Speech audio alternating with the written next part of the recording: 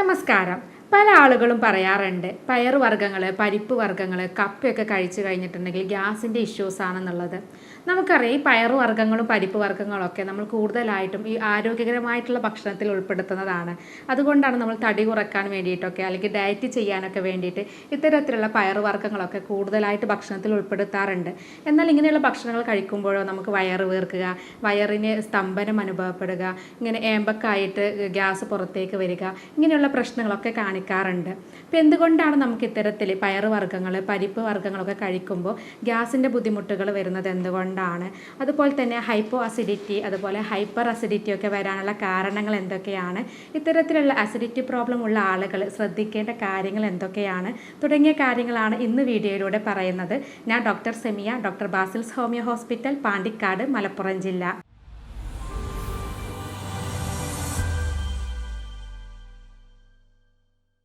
പയറുവർഗ്ഗങ്ങൾ നമുക്കറിയാം ഇന്ന് കൂടുതൽ ആളുകൾ ഭക്ഷണത്തിൽ ഉൾപ്പെടുത്തുന്ന ഒന്നാണ്. നമുക്ക് ജീവിതശൈലി രോഗങ്ങളൊക്കെ ഇന്ന് കൂടുതലായത് കൊണ്ട് തന്നെ ഈ ഷുഗർ, പ്രഷർ, കൊളസ്ട്രോൾ പോലെയുള്ള അസുഖങ്ങൾ, അതുപോലെ തന്നെ തൈറോയിഡ് പോലെയുള്ള രോഗങ്ങൾ, ഫാറ്റി ലിവർ പോലെയുള്ള രോഗങ്ങളൊക്കെ ഇന്ന് സ്ഥിരമായിട്ട് കണ്ടുവരുന്നത് കൊണ്ട് തന്നെ ഇത്തരം രോഗമുള്ളവരൊക്കെ നമുക്ക് കാർബോഹൈഡ്രേറ്റ്സ്, അതായത് അരിഭക്ഷണമൊക്കെ കുറക്കാൻ വേണ്ടിയിട്ട് അതിന് പകരമായിട്ട് ഇത്തരത്തിൽ പയറുവർഗ്ഗങ്ങളും പരിപ്പ് വർഗ്ഗങ്ങളൊക്കെ കൂടുതലായിട്ട് ഉപയോഗിക്കാറുണ്ട്. കാരണം ഇത്തരം പയറുവർഗ്ഗങ്ങളിലൊക്കെ നമുക്കറിയാം ഒരുപാട് ഫോളേറ്റ്സ്, പ്രോട്ടീൻസുകൾ, അതുപോലെ ഫൈബറുകൾ, അങ്ങനെ പലതരത്തിലുള്ള ആൻറ്റി ഓക്സിഡൻസുകൾ, ന്യൂട്രിയൻസ് ഒക്കെ കൂടുതൽ അടങ്ങിയിട്ടുള്ള ഒന്നാണ് പയറുവർഗ്ഗങ്ങളും പരിപ്പ് വർഗ്ഗങ്ങളൊക്കെ. അപ്പോൾ ഇത് സ്ഥിരമായിട്ട് കഴിക്കുന്നത് ഈ തടി കുറക്കാൻ വേണ്ടിയിട്ടും ഡയറ്റ് ചെയ്യുന്ന ആളുകൾക്കൊക്കെ വളരെ നല്ലതാണ്. അതുപോലെ ഇത്തരത്തിലുള്ള ഭക്ഷണങ്ങൾ നമുക്ക് പാകം ചെയ്യാനുള്ള ഈസി കാരണവും നമ്മൾ ഡെയിലി ഇത് ഉപയോഗിക്കാറുണ്ട് അല്ലേ. അപ്പോൾ ഇങ്ങനെ ഭക്ഷണങ്ങൾ കഴിക്കുമ്പോൾ ഇത്തരം പയറുവർഗ്ഗങ്ങളാവട്ടെ, അതല്ലെങ്കിൽ പരിപ്പ് വർഗ്ഗങ്ങളാവട്ടെ, അല്ലെങ്കിൽ കപ്പ പോലെയുള്ള ഫുഡുകളൊക്കെ നമ്മൾ സ്ഥിരമായിട്ട് കഴിക്കുമ്പോൾ ഇങ്ങനെ ഗ്യാസിൻ്റെ ഇഷ്യൂസ് വരുന്നത് എന്തുകൊണ്ടാണെന്ന് പല ആളുകളും ചിന്തിക്കാറുണ്ട്. അപ്പോൾ അതിനുള്ള കാരണങ്ങൾ എന്തൊക്കെയാണെന്നുള്ളത് നോക്കാം. ഈ പയറുവർഗ്ഗങ്ങളിലൊക്കെ കൂടുതലായിട്ട് കോംപ്ലക്സ് കാർബോഹൈഡ്രേറ്റ്സുകൾ അടങ്ങിയിട്ടുണ്ട്. ഈ കോംപ്ലക്സ് കാർബോഹൈഡ്രേറ്റ്സിന് നമ്മൾ പറയാറുള്ളത് ഒലിഗോസാക്കറൈഡ്സ് എന്നാണ്.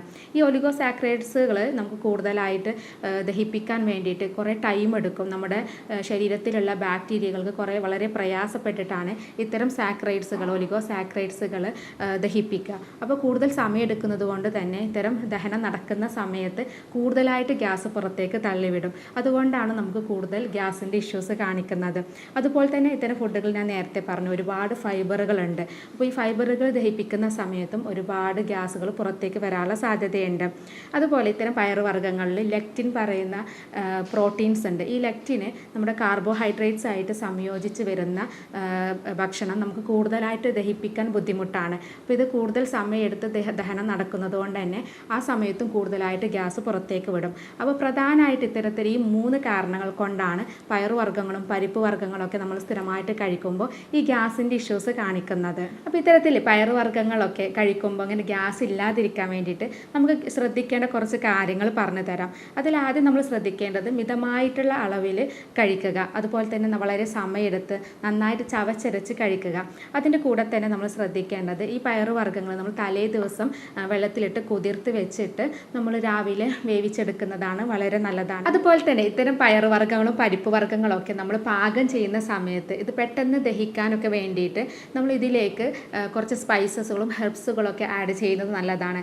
അതായത് ഇഞ്ചി, വെളുത്തുള്ളി, ജീരകം ഇതൊക്കെ ഇതിൻ്റെ കൂടെ തന്നെ ഇട്ടിട്ട് ഇത് പാകം ചെയ്ത് കഴിഞ്ഞിട്ടുണ്ടെങ്കിലും നമുക്ക് ഇത്തരത്തിലുള്ള ഗ്യാസിൻ്റെ ഇഷ്യൂസ് കുറക്കാൻ വേണ്ടിയിട്ട് സഹായിക്കും. അപ്പോൾ ഇത്തരം കാര്യങ്ങൾ ശ്രദ്ധിച്ച് കഴിഞ്ഞിട്ടുണ്ടെങ്കിൽ നമുക്ക് ഡയറ്റിൻ്റെ ഭാഗമായിട്ടും അതുപോലെ തന്നെ തടി കുറക്കാൻ വേണ്ടിയിട്ടും അല്ലെങ്കിൽ ലൈഫ് സ്റ്റൈൽ ഡിസീസൊക്കെ കൺട്രോൾ ചെയ്യാൻ വേണ്ടിയിട്ട് നമുക്ക് പയറുവർഗ്ഗങ്ങൾ ഉപയോഗിക്കുന്നത് കൊണ്ട് യാതൊരു ബുദ്ധിമുട്ടും വരില്ല. കാരണം പല ആളുകളും ഈ ഒരു പ്രശ്നങ്ങൾ കൊണ്ട്, ഈ ഗ്യാസിൻ്റെ ബുദ്ധിമുട്ടൊക്കെ കൊണ്ട് ഇത്തരം ഫുഡുകൾ ഒഴിവാക്കാറാണ് ചെയ്യാറുള്ളത്. അപ്പോൾ ഇത്തരം കാര്യങ്ങൾ കൂടി ഇതിൻ്റെ കൂടെ ശ്രദ്ധിക്കുക.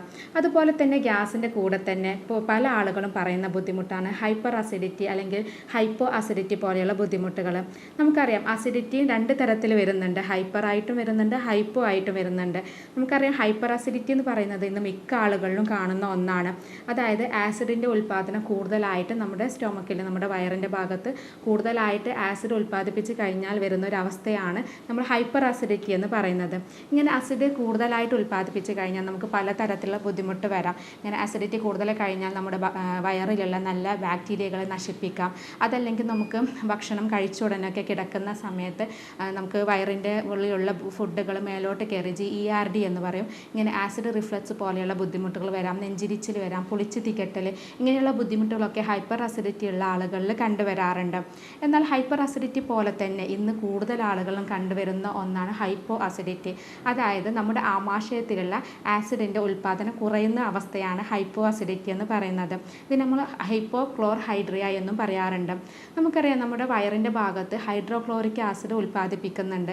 പ്രധാനമായിട്ടും ഇത് ഉൽപ്പാദിപ്പിക്കുന്നത് നമ്മുടെ ഭക്ഷണത്തിലുള്ള പ്രോട്ടീൻസുകളൊക്കെ കൂടുതലായിട്ട് വിഘടിപ്പിക്കാൻ വേണ്ടിയിട്ട്, അതുപോലെ തന്നെ നമ്മുടെ ശരീരത്തിൻ്റെ ഇമ്മ്യൂണിറ്റി കൂട്ടുന്നതിന് വേണ്ടിയിട്ട്, അതുപോലെ വൈറസിൻ്റെയും അതുപോലെ ബാക്ടീരിയകളുടെയൊക്കെ അണുബാധ ചെറുത്ത് നിൽക്കാൻ വേണ്ടിയിട്ടൊക്കെ സഹായിക്കുന്ന ഒന്നാണ് നമ്മുടെ ആമാശയത്തിൽ ഉണ്ടാകുന്ന ഈ ഹൈഡ്രോക്ലോറിക് ആസിഡ്. അപ്പോൾ ഇതിൻ്റെ അളവ് കുറഞ്ഞു കഴിഞ്ഞാൽ അത് പലതരത്തിലുള്ള ബുദ്ധിമുട്ടുകൾ ഉണ്ടാക്കും. അപ്പോൾ ഇത്തരത്തിൽ ആസിഡിൻ്റെ അളവ് കുറഞ്ഞു കഴിഞ്ഞിട്ടുണ്ടെങ്കിൽ, അതായത് ഹൈപ്പോ അസിഡിറ്റി പോലെയുള്ള ബുദ്ധിമുട്ട് വന്നു കഴിഞ്ഞിട്ടുണ്ടെങ്കിൽ പ്രോട്ടീൻസുകൾ കറക്റ്റായിട്ട് വിഘടിപ്പിക്കില്ല. അതായത് അതിൻ്റെ അബ്സോർപ്ഷനും ദഹനം കറക്റ്റായിട്ട് നടക്കില്ല. ഇങ്ങനെ നടക്കാതിരുന്ന് കഴിഞ്ഞിട്ടുണ്ടെങ്കിൽ നമ്മുടെ ശരീരത്തിൽ നമുക്ക് ആവശ്യമായിട്ടുള്ള ന്യൂട്രിയൻസ് എത്തില്ല. ഇത് പ്രോട്ടീൻ ഡെഫിഷ്യൻസിയിലേക്കും അതുപോലെ തന്നെ ന്യൂട്രീഷണൽ ഡെഫിഷ്യൻസിയിലേക്കൊക്കെ ഇത് നയിക്കും. അതുപോലെ തന്നെ നമുക്ക് ദഹനത്തിൻ്റെ പ്രശ്നങ്ങൾ ഉള്ളത് കൊണ്ട് തന്നെ നമുക്ക് ഗ്യാസിൻ്റെ ഇഷ്യൂസ്, വയറ് സ്തംഭനം, വയറിന് എരിച്ചിൽ, അതുപോലെ മുകളിലോട്ട് കയറിയിട്ട് നെഞ്ചിരിച്ചിൽ, പുളിച്ച് തികട്ടലൊക്കെ വരാറുണ്ട്. ഇതിന് പ്രധാന കാരണം എന്ന് പറയുന്നത് ഈ ഗ്യാസ് ബബിൾസ് ഫോം ചെയ്യുന്നത് കൊണ്ട് തന്നെ ഈ ഗ്യാസ് ബബിൾസ് നമ്മുടെ വയറിലെ ആസിഡിനെ ക്യാരി ചെയ്ത് നമ്മുടെ അന്നനാളത്തിൻ്റെയും അതുപോലെ തന്നെ തൊണ്ടയുടെ ഭാഗത്തേക്കൊക്കെ ബബിൾസ് എത്തും. അങ്ങനെയാണ് നമുക്ക് ആ ഭാഗത്ത് ഇതുപോലെ നെഞ്ചിരിച്ചിലും പുളിച്ച് തികട്ടലും വരുന്നത്. അപ്പോൾ ഹൈപ്പർ അസിഡിറ്റി വന്നു കഴിഞ്ഞിട്ടുണ്ടെങ്കിലും ഹൈപ്പോ അസിഡിറ്റി ആണെങ്കിലും നമുക്ക് ഇതുപോലെ സെയിം ആയിട്ടുള്ള ലക്ഷണങ്ങളാണ് കാണിക്കുന്നത്. ഇപ്പോൾ നേരത്തെ പറഞ്ഞു, അപ്പോൾ നമ്മുടെ വയറിലുള്ള ആസിഡാണ് നമുക്ക് ഇമ്മ്യൂണിറ്റി കൂട്ടാൻ വേണ്ടിയിട്ടും നമ്മുടെ പ്രോട്ടീൻസ് ഒക്കെ ദഹനം നടക്കാൻ വേണ്ടിയിട്ട് സഹായിക്കുന്നത്. അപ്പോൾ ആസിഡ് കുറയുന്ന സമയത്ത് ഈ പ്രോട്ടീനുകളുടെ ദഹനം നടക്കാത്തത് കാരണം തന്നെ നമുക്ക് വൈറ്റമിൻസിൻ്റെ ഡെഫിഷ്യൻസി വരുമെന്ന് പറഞ്ഞു. അപ്പോൾ കൂടുതലായിട്ട് വരുന്നത് വൈറ്റമിൻ B12 പോലെയുള്ള ഡെഫിഷ്യൻസികളാണ് വരിക. നമുക്കറിയാം വൈറ്റമിൻ B12 എന്ന് പറയുന്നത് നമ്മുടെ ശരീരത്തിന് ആവശ്യമായിട്ടുള്ള ഒരു വൈറ്റമിനാണ്. നമ്മുടെ നെർവസ് സിസ്റ്റം, അതായത് നരമ്പുകൾക്കൊക്കെ ആവശ്യമായിട്ടുള്ള ഒന്നാണ്. അപ്പോൾ ഇത്തരത്തിൽ വൈറ്റമിൻ B12 കുറഞ്ഞു കഴിഞ്ഞിട്ടുണ്ടെങ്കിൽ നമുക്ക് കൈകളിൽ തരിപ്പ് അനുഭവപ്പെടാം, ഒരു ടിംഗ്ലിംഗ് സെൻസേഷൻ ഉണ്ടാവാം, അതുപോലെ തന്നെ ഓർമ്മശക്തി കുറയാം, ഇതുപോലെയുള്ള പലതരത്തിലുള്ള ബുദ്ധിമുട്ടുകൾ കാണിക്കാറുണ്ട്. അതുപോലെ തന്നെ നമുക്ക് വരുന്ന മറ്റൊരു ഡെഫിഷ്യൻസിയാണ് കാൽസ്യം, അതുപോലെ തന്നെ മെഗ്നീഷ്യം പോലെയുള്ള ഡെഫിഷ്യൻസികളും വരാം. ഇത് നമുക്ക് ഓസ്റ്റിയോപോറോസിസ് പോലെയുള്ള നമ്മുടെ അസ്ഥികൾക്ക് വരുന്ന അസുഖങ്ങളിലേക്ക് നയിക്കാം. അതുപോലെ നമ്മുടെ നെയിൽസുകൾ, നഖങ്ങളൊക്കെ പെട്ടെന്ന് പൊട്ടിപ്പോവുക, മുടി കൊഴിച്ചിൽ അനുഭവപ്പെടുക, ഇത്തരത്തിലുള്ള നമുക്ക് ഡെഫിഷ്യൻസികളൊക്കെ വന്നതുകൊണ്ട് ഇത്തരം പ്രശ്നങ്ങളൊക്കെ കാണിക്കാറുണ്ട്. അപ്പോൾ അതുകൊണ്ട് തന്നെ ഹൈപ്പോ അസിഡിറ്റി വലിയൊരു പ്രോബ്ലം ആണ്. നമുക്ക് ഇത്തരത്തിലുള്ള പ്രോബ്ലംസ് കണ്ടു കഴിഞ്ഞിട്ടുണ്ടെങ്കിൽ, ഇതുപോലുള്ള ലക്ഷണങ്ങൾ വന്നു കഴിഞ്ഞിട്ടുണ്ടെങ്കിൽ, വയറുവേദനയോ അല്ലെങ്കിൽ നമുക്ക് ദഹന പ്രശ്നങ്ങളോ, ഗ്യാസിൻ്റെ ബുദ്ധിമുട്ടുകൾ, നമുക്ക് കോൺസ്റ്റിപ്പേഷൻ, നമുക്ക് ദഹനം കറക്റ്റ് നടക്കാത്തത് കാരണം തന്നെ മലം കറക്റ്റായിട്ട് പോകാൻ ബുദ്ധിമുട്ടായിരിക്കും. ഇത്തരത്തിലുള്ള ലക്ഷണങ്ങളൊക്കെ കാണിക്കുന്നുണ്ടെങ്കിൽ തീർച്ചയായിട്ടും നമ്മളൊരു ഡോക്ടറെ കാണിച്ച് അതിൻ്റേതായിട്ടുള്ള ട്രീറ്റ്മെൻറ്റ് എടുക്കണം. കൂടുതലും ഈ ഹൈപ്പോ അസിഡിറ്റി കണ്ടുവരുന്നത് ഒരു 65 വയസ്സിന് മുകളിലുള്ള ആളുകളിലാണ് കൂടുതലായിട്ട് കണ്ടുവരാറുള്ളത്. അതുപോലെ തന്നെ സ്ഥിരമായിട്ട് ഈ ആൻറ്റാസിഡ്സുകൾ കഴിക്കുന്ന ആളുകളിലും വരാം. പലപ്പോഴും നമ്മൾ ആൻറ്റാസിഡ്സ് കഴിക്കുന്നത് അസിഡിറ്റി കുറക്കാൻ വേണ്ടിയിട്ടാണ്. ഈ ഹൈപ്പർ അസിഡിറ്റി ഉള്ള ആളുകൾ സ്ഥിരമായിട്ട് ഇത്തരം ടാബ്ലറ്റ്സുകൾ കഴിക്കും. കാരണം അവർ ഇങ്ങനെയുള്ള ബുദ്ധിമുട്ട് കൊണ്ട് ചെല്ലുമ്പോൾ പല ഡോക്ടേഴ്സ് എഴുതി കൊടുക്കുന്നതാണ് ആൻറ്റാസിഡ്സ്. എന്നാൽ അത് കുറച്ച് സമയം മാത്രമേ ഉപയോഗിക്കാൻ പാടുള്ളൂ. പക്ഷേ അവർ പലപ്പോഴും അത് വീണ്ടും അതേ മെഡിക്കൽ ഷോപ്പിൽ പോയിട്ട് വീണ്ടും വാങ്ങിച്ച് കുറേ കാലങ്ങളായിട്ട് ഉപയോഗിക്കും. ഇങ്ങനെ കാലങ്ങളായിട്ട് ഉപയോഗിക്കുന്ന സമയത്ത് നമ്മുടെ വയറിലുള്ള നല്ല ബാക്ടീരിയകളുടെ അളവ് കുറയും. അതുപോലെ തന്നെ നമ്മുടെ വയറിലുള്ള ആസിഡിൻ്റെ അളവ് നോർമലിനേക്കാൾ കുറയുമ്പോൾ നമുക്ക് ഹൈപ്പോ അസിഡിറ്റി പോലെയുള്ള പ്രശ്നങ്ങളിലേക്ക് നയിക്കും. അതുകൊണ്ടാണ് ആൻറ്റാസിഡ്സുകൾ നമ്മൾ സ്ഥിരമായിട്ട് ഉപയോഗിക്കരുതെന്ന് പറയുന്നത്. അതുപോലെ സ്ഥിരമായിട്ട് ആൻറ്റിബയോട്ടിക്സ് യൂസ് ചെയ്യുക, അതുപോലെ മറ്റ് ഇംഗ്ലീഷ് ടാബ്ലറ്റ്സുകളൊക്കെ സ്ഥിരമായിട്ട് ഉപയോഗിക്കുന്ന ആളുകളിലും ഹൈപ്പോ അസിഡിറ്റി വരാനുള്ള സാധ്യതയുണ്ട്. അതുപോലെ വയറിൽ വരുന്ന ഗ്യാസ്ട്രൈറ്റിസ്, അൾസേഴ്സ്, വയറിൽ വരുന്ന അതുപോലെ തന്നെ നമ്മുടെ ഈസോഫാഗസിൻ്റെ ഭാഗത്ത്, അന്നനാളത്തിൻ്റെ ഭാഗത്ത് വരുന്ന ഈസോഫാഗൈറ്റിസ് പോലെയുള്ള ബുദ്ധിമുട്ടുകൾ, ഇങ്ങനെ പല കാരണങ്ങൾ കൊണ്ട് നമുക്കത് ഹൈപ്പോ അസിഡിറ്റിയിലേക്ക് നയിക്കാം. ഇനി നമുക്ക് വയറിൽ എന്തെങ്കിലും സർജറിയോ അങ്ങനെ മറ്റെന്തെങ്കിലും പോളിപ്പ് പോലെയുള്ള ബുദ്ധിമുട്ടൊക്കെ വന്നതിന് ശേഷം എന്തെങ്കിലും സർജറിയോ ഒക്കെ ചെയ്ത് കഴിഞ്ഞിട്ടുണ്ടെങ്കിലും നമുക്ക് ഹൈപ്പോ അസിഡിറ്റിയിലേക്ക് അത് നയിക്കാറുണ്ട്. നേരത്തെ പറഞ്ഞു ഹൈപ്പർ അസിഡിറ്റിയേക്കാൾ ഇപ്പോൾ കൂടുതൽ ആളുകളും കാണുന്നത് ഹൈപ്പോ അസിഡിറ്റിയാണ്. ഇന്ന് ഒരുപാട് പേര് ഒ പിയിൽ വരുന്ന ഒരു ബുദ്ധിമുട്ട് പറയാറുള്ളതും ഈ ഹൈപ്പോ അസിഡിറ്റിയുടെ പ്രശ്നങ്ങളാണ്. അപ്പോൾ ഇത്തരം ആളുകൾ ശ്രദ്ധിക്കേണ്ട കുറച്ച് കാര്യങ്ങൾ എന്തൊക്കെയാണെന്ന് പറയാം. ഇവർ കൂടുതലായിട്ട് ഭക്ഷണത്തിൽ ഉൾപ്പെടുത്തേണ്ടത് പ്രോട്ടീൻ അടങ്ങിയിട്ടുള്ള ഫുഡുകളാണ്. കാരണം കൂടുതൽ പ്രോട്ടീൻസ് നമ്മുടെ ബോഡിയിൽ എത്തിക്കഴിഞ്ഞിട്ടുണ്ടെങ്കിൽ അത് ആസിഡ് കൂടുതലായി ഉൽപ്പാദിപ്പിക്കാൻ വേണ്ടിയിട്ട് അത് സ്റ്റിമുലേറ്റ് ചെയ്യും. അതുകൊണ്ടാണ് നമ്മൾ പ്രോട്ടീൻസ് കൂടുതൽ കഴിക്കണമെന്ന് പറയുന്നത്. ഇങ്ങനെ സ്റ്റിമുലേഷൻ നടക്കുന്ന കൊണ്ട് തന്നെ ആസിഡ് കുറയുന്നത് നമുക്കത് നോർമലിലേക്ക് എത്തിക്കാൻ വേണ്ടിയിട്ട് സഹായിക്കും. അതുപോലെ നമ്മൾ ഭക്ഷണം കഴിക്കുന്ന കൂടെ തന്നെ നമ്മൾ വെള്ളം കുടിക്കാതിരിക്കുക. പല ആളുകളും ഭക്ഷണത്തിൻ്റെ കൂടെ തന്നെയാണ് വെള്ളം കുടിക്കുന്നത്. ഇങ്ങനെ ചെയ്യുമ്പോൾ നമ്മുടെ വയറിലുള്ള ആസിഡ് ഈ വെള്ളവുമായിട്ട് ചേർന്നിട്ട് ഡൈല്യൂട്ടായിട്ട് പോകും. അപ്പോൾ നമുക്ക് ആസിഡിൻ്റെ അളവ് കുറയുകയും കറക്റ്റായിട്ട് ദഹനം നടക്കില്ല. അപ്പോൾ അതുകൊണ്ട് തന്നെ നമ്മൾ ഭക്ഷണത്തിൻ്റെ കൂടെ തന്നെ വെള്ളം കുടിക്കുന്നതിന് പകരം നമുക്ക് ഭക്ഷണം കഴിഞ്ഞതിന് ശേഷം ഒരു അരമണിക്കൂറിന് ശേഷമാണ് നമ്മൾ വെള്ളം കുടിക്കുന്നത്. എന്നാൽ ഈ അരമണിക്കൂർ കൊണ്ട് നമുക്ക് നമ്മുടെ വയറിലുള്ള ആസിഡ് കൂടുതൽ ഉൽപ്പാദിപ്പിക്കുകയും അത് പ്രോട്ടീൻസ് പോലെയുള്ള ഫുഡുകളൊക്കെ കറക്റ്റായിട്ട് ദഹിപ്പിക്കുകയും ചെയ്യും. അപ്പോൾ അതുകൊണ്ട് ഇത്തരം കാര്യം ശ്രദ്ധിക്കുന്നതും വളരെ നല്ലതാണ്. അതുപോലെ കൂടുതലായിട്ട് പ്രോബയോട്ടിക് അടങ്ങിയിട്ടുള്ള ഫുഡുകൾ കഴിക്കുക. ഇന്ന് പലപ്പോഴും ആളുകൾ പറയുന്ന ഒരു വേർഡാണ് പ്രോബയോട്ടിക് എന്ന് പറയുന്നത്. പ്രോബയോട്ടിക് നമുക്കറിയാം, നമ്മൾ കഴിക്കുന്ന തൈര്, മോരിലൊക്കെ കൂടുതലായിട്ട് പ്രോബയോട്ടിക് അടങ്ങിയിട്ടുണ്ട്. ഇത് നമ്മുടെ വയറിലുള്ള നല്ല ബാക്ടീരിയ വളർത്താൻ വേണ്ടിയിട്ട് സഹായിക്കുന്നതാണ്. അത് സ്ഥിരമായിട്ട് കഴിക്കുന്നതും നമ്മുടെ ഹൈപ്പോ അസിഡിറ്റി പോലെയുള്ള ബുദ്ധിമുട്ടുകൾ കുറക്കാൻ വേണ്ടിയിട്ട് സഹായിക്കും. അതുപോലെ തന്നെ നമ്മൾ പുറത്തുനിന്നുള്ള ഫാസ്റ്റ് ഫുഡുകൾ, സംസ്കരിച്ച ഫുഡുകൾ, പ്രോസസ്ഡ് ഫുഡുകളൊക്കെ പരമാവധി ഒഴിവാക്കുക. കാരണം ഇത്തരം ഫുഡുകൾ കൂടുതൽ കഴിച്ചു കഴിഞ്ഞിട്ടുണ്ടെങ്കിലും അത് ദഹിക്കാനുള്ള ബുദ്ധിമുട്ട് കാരണം അവിടെ അസിഡിറ്റിയുടെ പ്രശ്നങ്ങൾ കാര്യങ്ങളൊക്കെ വരാനുള്ള സാധ്യതയുണ്ട്. ഇനി പല ആളുകളും ചെയ്യുന്ന ഒരു പ്രശ്നമാണ് ഭക്ഷണം കഴിച്ച ഉടനെ കിടക്കുക എന്നുള്ളത്. ഇങ്ങനെ ഭക്ഷണം കഴിച്ച ഉടനെ കിടന്നു കഴിഞ്ഞിട്ടുണ്ടെങ്കിൽ നമ്മുടെ ദഹനം കറക്റ്റായിട്ട് നടക്കില്ല. അപ്പോൾ അത്തരം ആളുകളും ശ്രദ്ധിക്കേണ്ടത്, ഇങ്ങനെ അസിഡിറ്റി പ്രോബ്ലം ഒക്കെ ഉള്ള ആളുകളാണെങ്കിൽ നമ്മൾ ഭക്ഷണം കഴിച്ച ഉടനെ കിടക്കരുത്. അത് ഭക്ഷണം കഴിച്ചതിന് ഒരു 2-3 മണിക്കൂർ കഴിഞ്ഞിട്ട് വേണം നമ്മൾ കിടക്കാൻ. അത് ഉച്ചഭക്ഷണം കഴിഞ്ഞതിന് ശേഷമായിരിക്കും, അതല്ലെങ്കിൽ രാത്രിയിലും അങ്ങനെ തന്നെയാണ് നമ്മൾ ശ്രദ്ധിക്കേണ്ടത്. കാരണം നമ്മൾ ഭക്ഷണം കഴിച്ച ഉടനെ കിടക്കുന്ന സമയത്ത് നമ്മൾ ദഹനം കറക്റ്റ് നടക്കില്ല. നമ്മുടെ ദഹനം നടക്കാതെ വയറിൽ ഇങ്ങനെ ഫുഡ് നിൽക്കുന്ന സമയത്ത്, നമ്മൾ കിടക്കുന്ന സമയത്തൊക്കെ അത് നമ്മുടെ അന്നനാളത്തിലേക്ക് ആസിഡ് പോലെയുള്ള നമ്മുടെ ദഹിക്കാത്ത ഫുഡുകളൊക്കെ മേലോട്ട് കയറിയിട്ട് ഇതുപോലെ നെഞ്ചിരിച്ചിൽ, പൊളിച്ച് തിക്കട്ടൽ പോലെയുള്ള ബുദ്ധിമുട്ടൊക്കെ വരാനുള്ള സാധ്യതയുണ്ട്. അതുകൊണ്ടാണ് നമ്മൾ ഭക്ഷണം കഴിച്ച ഉടനെ കിടക്കരുത്, അല്ലെങ്കിൽ കുനിയരുത്, ഇത്തരം കാര്യങ്ങളൊക്കെ പറഞ്ഞു കൊടുക്കുന്നത്. അപ്പോൾ ഈ കാര്യങ്ങൾ ശ്രദ്ധിച്ചു കഴിഞ്ഞാലും നമുക്ക് ഹൈപ്പോ അസിഡിറ്റിയുടെ ബുദ്ധിമുട്ട് പൂർണ്ണമായിട്ട് തന്നെ മാറ്റിയെടുക്കാൻ പറ്റും. അതുപോലെ തന്നെ നേരത്തെ പറഞ്ഞു പ്രോട്ടീൻസും അതുപോലെ പയറുവർഗ്ഗങ്ങളൊക്കെ കഴിക്കുന്ന സമയത്ത് നമ്മൾ നന്നായിട്ട് ചവച്ചരച്ച് സമയമെടുത്തിട്ട് കഴിക്കണം. ഇങ്ങനെ ചെയ്ത് കഴിഞ്ഞിട്ടുണ്ടെങ്കിലും അതിലുള്ള ഗ്യാസ് ഫോർമേഷനും അതുപോലെ ഹൈപ്പോ അസിഡിറ്റി പോലെയുള്ള ബുദ്ധിമുട്ടുകളൊക്കെ നമുക്ക് മാറ്റിയെടുക്കാൻ പറ്റും. ഇനി നമുക്കറിയാം ഈ ഗ്യാസിൻ്റെ ബുദ്ധിമുട്ടുകളാണെങ്കിലും അതുപോലെ ഹൈപ്പോ അസിഡിറ്റി, ഹൈപ്പർ അസിഡിറ്റി പോലെയുള്ള ബുദ്ധിമുട്ടാണെങ്കിലും അങ്ങനെ വയറിൽ സംബന്ധമായിട്ട് എന്ത് ലക്ഷണങ്ങൾ വന്നാലും അത് കൂടുതൽ കാണിക്കുന്നത് നമ്മുടെ കുടലിൻ്റെ ആരോഗ്യം അത്ര നല്ലതല്ല എന്നുള്ളതാണ്. അപ്പോൾ കുടലിൻ്റെ ആരോഗ്യം നമുക്ക് മെച്ചപ്പെടുത്താൻ വേണ്ടിയിട്ട് നമുക്ക് വീട്ടിൽ വെച്ച് ചെയ്യാവുന്ന കുറച്ച് പാനീയങ്ങളുണ്ട്. അത് എന്തൊക്കെയാണെന്നുള്ളത് നോക്കാം. അതിലൊന്ന് പറയുന്നത് ജീരകമാണ്. ചെറിയ ജീരകം വെള്ളത്തിലിട്ടിട്ട് തിളപ്പിച്ചിട്ട് അതിൻ്റെ വെള്ളം കുടിക്കുന്നത് നമുക്ക് ഗ്യാസ് സംബന്ധമായിട്ടുള്ള പ്രശ്നങ്ങളും അതുപോലെ ഹൈപ്പോ അസിഡിറ്റി പോലെയുള്ള പ്രശ്നങ്ങളൊക്കെ മാറ്റിയെടുക്കാൻ പറ്റും. കാരണം ഈ ജീരകത്തിൽ അടങ്ങിയിട്ടുള്ള എസെൻഷ്യൽ ഓയിൽ നമുക്ക് ഭക്ഷണമൊക്കെ കറക്റ്റായിട്ട് ദഹിപ്പിക്കാൻ വേണ്ടിയിട്ട് സഹായിക്കുന്ന ഒന്നാണ്.